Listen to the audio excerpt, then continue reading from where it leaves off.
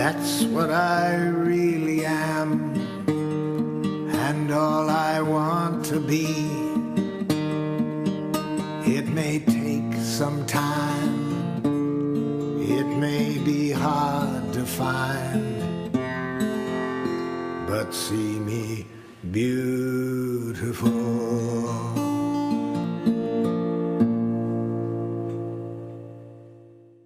When I first met Marshall in the early 80s, he was calling his communication a model. You'll see it in his book even. And then at a certain point, he realized that model had a static energy to it. And he began talking about things that were static versus dynamic, such as the word truth. You talk about truth, it's here, it's solid. You talk about my honesty. If we're having a dialogue, my honesty might go deeper and become a different communication. So my honesty can be this right now, and this right now, and this right now. This is dynamic. It's fluid. It flows. It's alive. So he asked us from that point not to use the word model, but to call his process a process. Nonviolent communication process. At the time when I met Marshall, he didn't talk about needs. He talked about wishes and wants and dreams. But I think that when he started to talk about needs, there was a power coming through in the work that was a little bit different than when I got to learn NVC. It was easier for me to talk about needs because that kind of clicked immediately for people to a larger extent than what wants and wishes did. Because wishes easily can be confused with the strategies, for instance, and wants as well. But here we could just go for one word and search for that word. And if somebody could relate to that word, it was easy for others to recognize themselves in that same word. Because we have them, they are universal, and that's what we share as well. At a certain point, I believe it was like 10 years into my experience, that he came back to San Diego and he had consolidated that third piece to needs. Well, I was a little worried about that because in my work, I found some people had kind of an allergy to needs. Well, I don't have any needs. And certainly my experience growing up, I didn't want to say that I had any needs. It wasn't safe. If I had a need, it was then used against me. Oh, you like that? Oh, okay, well, here. So I told Marshall that some people feel a little awkward around needs and don't believe they have any needs. When I asked them if they were wishing for something, do you wish? Were you hoping? It is softer for them. They can follow that energy and look inside to discover where that is. And I still use the same language. Are you wishing for more support? Are you wishing for a more intimate conversation, communication? I get there. I just use the wish. And he said, Holley, I don't have time for all that anymore. Sometimes I'm with people for only an hour. If you have the time for all of that, please go for it. I remember hearing all the similes for needs. Wishes, wants, yearn for, values. So there were a lot of words that surrounded needs.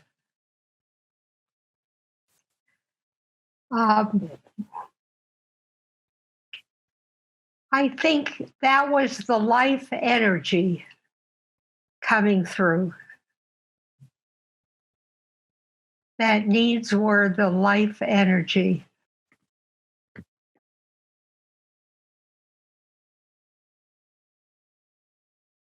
When Marshall first wrote the book, and I went to Vancouver, where Lucy Liu had an apartment, and Lucy Liu spent year of her life, and we sat down and finished it. Her husband was on the call, and he said it took a year of Lucy's life to change every passive verb into an active verb, because he knew how to write as a doctorate. He didn't know how to write as a professional. And I held up the book until it was really, really ready, because I wanted it to be a success. So Marshall was waiting and waiting and waiting. And I knew he was with Pascal in Paris when the book came out. And he was sent a whole carton of the book. And he said, after reading through it, it was worth it. My wife, Mira, who is also a trainer, also played a critical early role that's not well known in Marshall's book getting written. People had been nagging him for years to write a book. He had a tiny little pamphlet back in the 70s. And like many people, that was kind of a cliff thing to start that. And she did some transcripts of his workshops. And he explicitly told that it was by having the text in those transcripts as chunks of text to start working with that enabled him to start writing his book. I thought I'd mention that because it's not well known. And considering the critical role his book is playing in the world, the millions of copies in many languages, I thought it's well worth mentioning.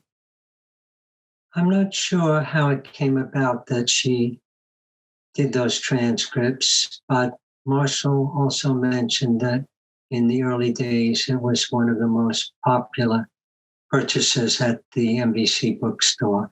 And many people who are not native English speakers who would go to those workshops told her that seeing the transcripts so they could go over them slowly and digest them in written English that they were more comfortable in than spoken English, that it was very, very helpful for some of the non-USA people to start getting involved. So she played catalytic roles in those two things, the existence of the book and the seeds going outside the USA to the non-English speakers.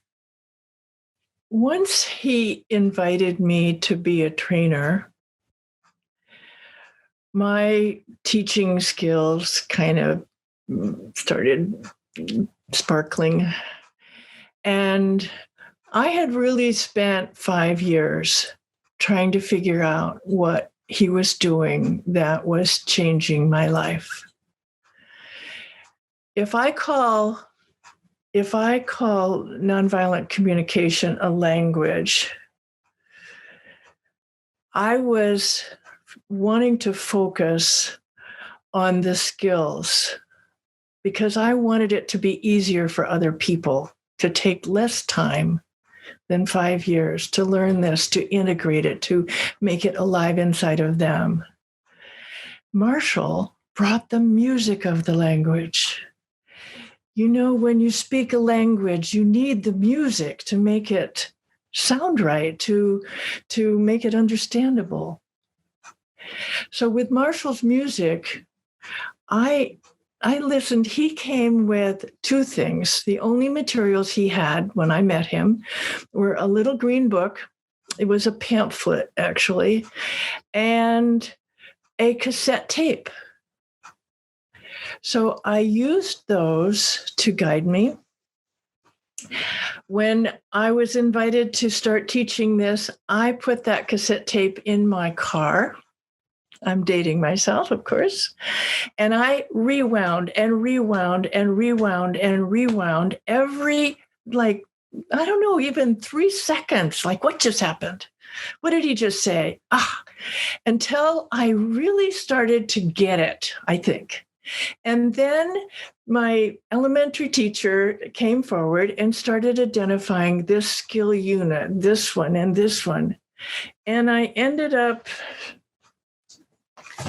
making a workbook that now looks like this, but originally was just, it was called Practice, Practice, Practice, because people would say, Marshall, how can I learn this? He would say, practice, practice, practice every time. And so one of the things that I like is when I try to teach something is to use graphics. And I was fascinated with empathy. So to me, one important factor in empathy was to not know. And so to me, I used the idea of an iceberg that was hidden underneath. What I might have brought, sorry. Sometimes I'm a little bit still hiding. What I brought was not only just identifying the skills and putting them into a little workbook, I also brought visuals to identify the concepts. And when as a computer scientist, I wanted to understand his dance. So one day I just decided to make a flow chart out of it. So this is my original flow chart.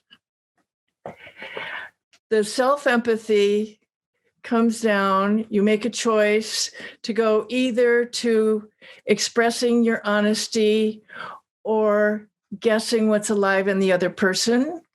And what brings them together is the connecting request. And at any time, if you feel stuck or just not knowing what to do, if you get reactive, anytime you go back to your hat, up to the self-empathy. So I use this structure to introduce NVC because to me, it gave the overview.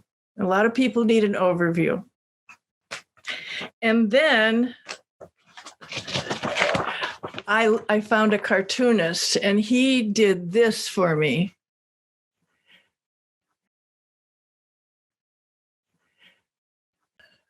When I was using Marshall's Green Book, he had a list of feeling words and I think need words, although at that time he didn't call them need words. And they were all in alphabetical order. So as somebody who needed to increase her vocabulary, I found it very difficult to go down a list of alphabetical words like this. I kind of lost track of what was inside of me, what was alive that I was trying to identify as a feeling.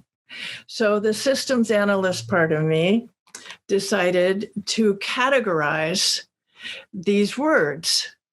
And what I did was I took headers like sad, mad, glad, confused, etc., and did some thesaurus work. And what I did was I put them into groups. To me, this made sense, also computer-wise. We go to the macro, and we come down to the more detail. I also listed them with, in my opinion, the most mild at the top, and moving down into the more intense. And because everybody's feelings and needs would be personal, I always invite people to rearrange this so that they make it their own. And I left a blank line so that they could add something if they wanted. And I told them, cross something out if it doesn't work for you. I do know about a regret, a deep regret I have, is that when I was asked by the people in Russia and the people, Tibetans at the Women's Center, if they could translate my book. And I said no. I feel really sad about that. And the reason I said no was because I had some shame about the book. I wanted the book to look beautiful like everybody else's book. And I wanted to update it to what I made this in 1990 and I wanted to update it. So I said no. And when I think back on it, I realized that this could have really helped them. You know, what was there was valuable. And I just wish I could have given myself some empathy about that and just said, please go forward with that. One of the things that happened was in a workshop I would be giving, somebody would struggle with a concept. They just couldn't get it. And that night, I would put a pencil and a notebook next to my bed, next to my head, and ask, before I went to sleep, I'd ask for a visual for that concept to help them understand. When I would wake up, usually about 5 a.m., still in the dark, I would hold the page with this, hand. And I would, with my eyes closed, I would draw out something and I would move my hand to kind of see where I was on the drawing. And that's how I got my inspiration for my graphics that are in my workbook and other games. The images were so clear to me. I knew exactly what I was drawing. Like in the land of right and wrong, Marshall was so strong about not getting stuck in John Wayne, either kill him or buy him a drink. And so I drew this image of one side of the road is the land of right and wrong with the sunshine. And, it's all like, yes, come, we're going to decide these are the good guys and these are the bad guys. And it's all going to be easy and clear and wonderful. And then on the other side, what I was inviting people to do was to step across the road, come out of that thinking. You're just caught in the thinking, step across the road to the land of connection. And there I had like 3 giraffes kind of talking with each other. So the right and wrong was the illusion, and I wanted to show that. I found someone who would make cassettes of the songs and the workshops and CDs later on.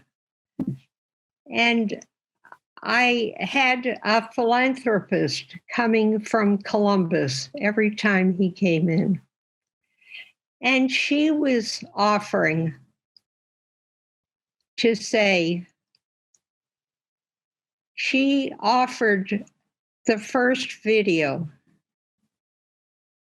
because that was $1,000 she gave me.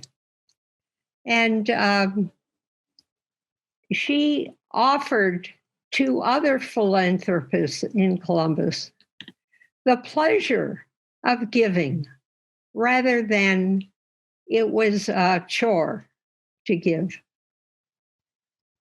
So that was important to know.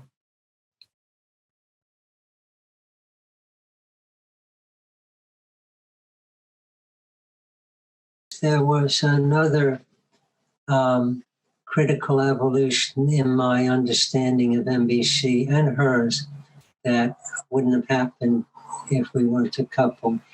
One day, she asked me, would you do the dishes? And then she said, I did them yesterday. And something happened in me. I got an epiphany. I said, Mira, when you asked me to do the dishes, my willingness meter went up to 98%. When you added, I did them yesterday, it dropped down to 55.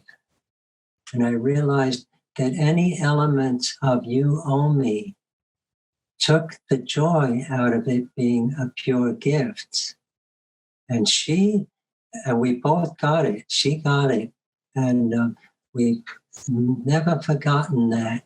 It does come up again, that a request, no matter what form it's in, if it's perceived as a pure request, an opportunity to give a gift, that's wonderful. I really respond. So we actually invented a willingness meter.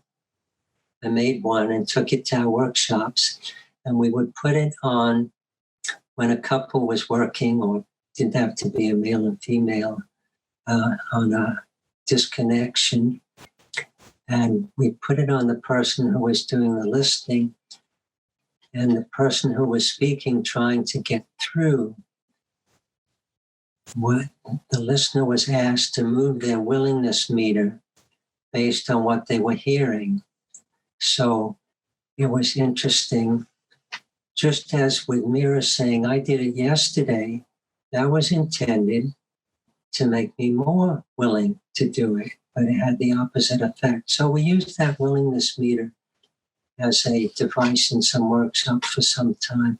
What touches me a lot about Marshall's work, and it's his music. I remember it was kind of like one of my favorite things is to sit around and to sing old songs together with people. And with Marshall's music, when he would pull out his guitar, I would say, Marshall, play this one, play this one.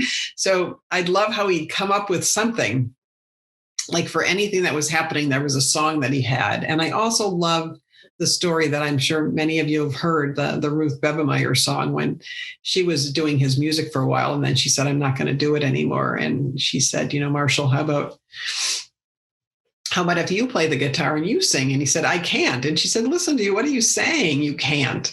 And then he realized that I'm going to only play guitar for those who want to hear me. So rather than saying I'm a bad guitar player or I have a bad voice, but this is how I'll do it. So I think it touched me. That piece really touched me, but also his words. They went straight into the heart, and they were such an incredible learning tool. When we first started working with Marshall, it was always again in Annie Mueller's living room. And usually I think we had like about 11 people, and we called it a life transformation of our special 5 days twice a year. We all ended up getting fuzzy ducks. There was no giraffe or jackal because Marshall wanted us to live the energy and speak with the energy of little kids feeding ducks at the park. That joy.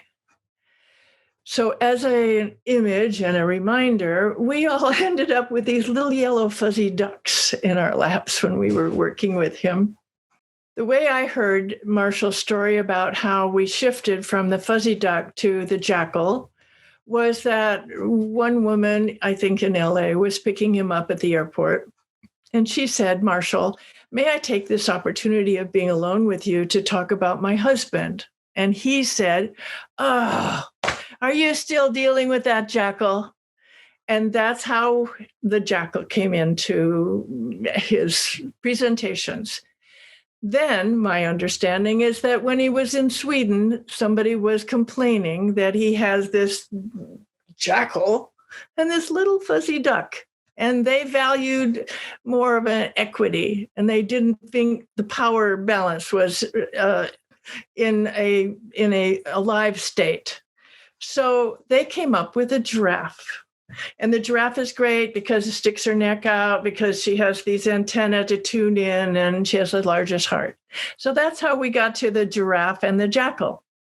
And then one day in San Diego, Marshall received a gift of a floppy kind of a cap with some giraffe horns on it and some really little ears. And he, of course, loved it. And I think that's where I got the idea to make the ears. So I was very lucky in finding a woman in Fallbrook, California, who would love to make these ears. And so we made jackal ears and giraffe ears. Oh, what I liked, Marshall would go when you get going and you're just learning giraffe and you go falling into jackal, that you become earbidextrous. At a certain point, he would reach down and he would say something like, well, now I have this very special technology to offer you. And he would bring up the ears and he would say, and Holley is the one that makes me wear these silly ears. Well, to me, the giraffe represents, to paraphrase Marshall, an animal that has certain interesting characteristics. It doesn't make much sounds. You could say it doesn't talk much, but has very big ears and good hearing.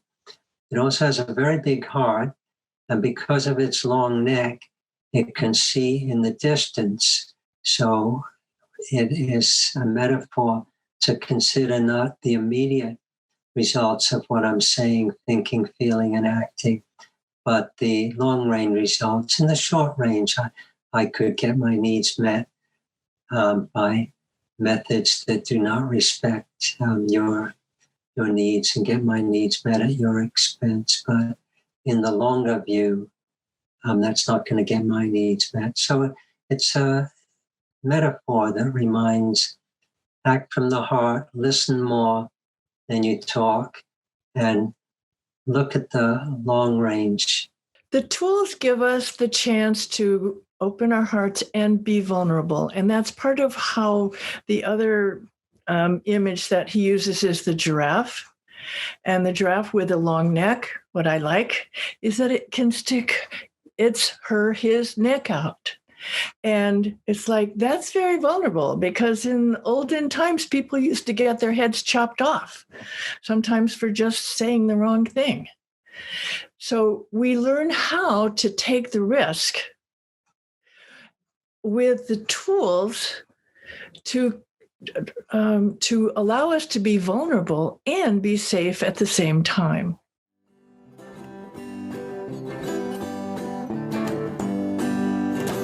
I want to live compassionately at each and every opportunity.